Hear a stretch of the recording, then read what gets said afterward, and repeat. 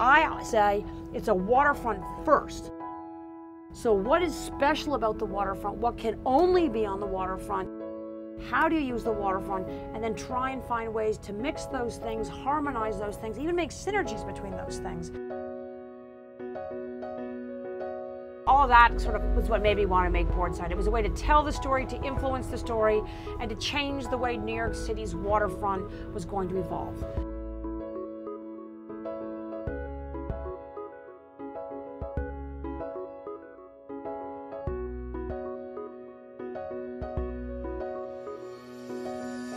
So I grew up in Brooklyn, in Carroll Gardens before it was called that, in the 60s. I'm 57. So I went off and I ended up becoming a photojournalist. I traveled around the world an awful lot, coming back to New York City, sort of in and out, in and out. And then I had this epiphany.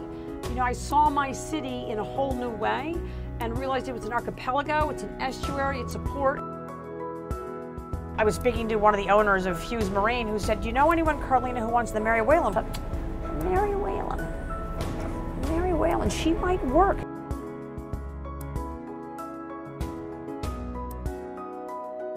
So I was speaking as the founder of PortSide. The idea is to create a maritime center with people coming by land and sea, land and water, with a lot of programs, functions, and services inside a building and a landing for other boats. So just finding a spot for the Mary Whalen does not create the full-blown PortSide that I've been trying to do since 2003.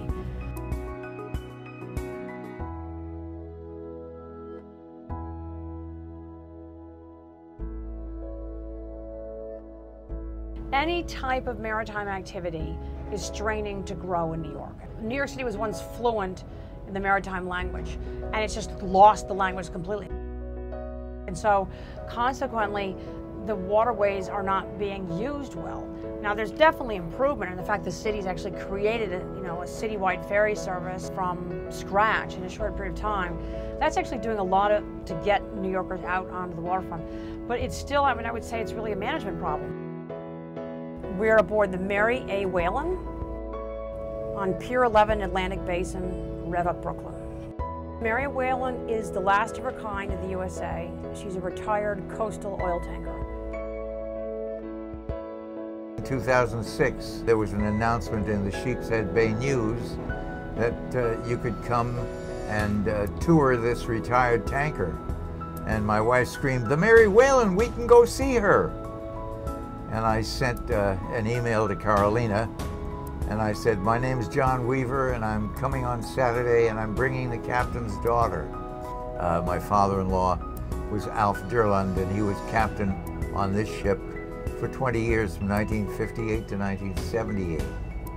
And that was during the time that she was in her heyday, going up and down the coast, out into the ocean. She had a long heyday. She was built in 1938 and she worked until March 1994. So another thing that Red Hook people are not getting out of their waterfront because they're disconnected is work. Part of PortSide's plans since the beginning is to provide a place that ends up being a pipeline to marine jobs. So part of that is directly through the programs that we offer, but it's also by bringing the public in contact with an active maritime location so they know it exists. We have a program called Red Hook Water Stories where we get people to talk about their relationship to the water. And that one was specifically geared at Puerto Ricans because most of the early population in New York who were Puerto Rican came in right here in Atlantic Basin where the Mary Whalen is. And that story is beginning to be forgotten. Some people remember the ships that their family came in on, but they don't necessarily associate it with Red Hook, Brooklyn.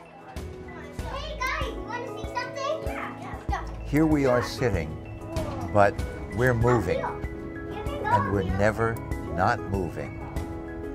And just stepping on board this ship, we're not going on anywhere, we're not out in the ocean, but standing on this deck is a profound experience, and we have discovered that it changes people. They suddenly become amazingly aware of a world that they have not ever been part of before. And it's really quite extraordinary.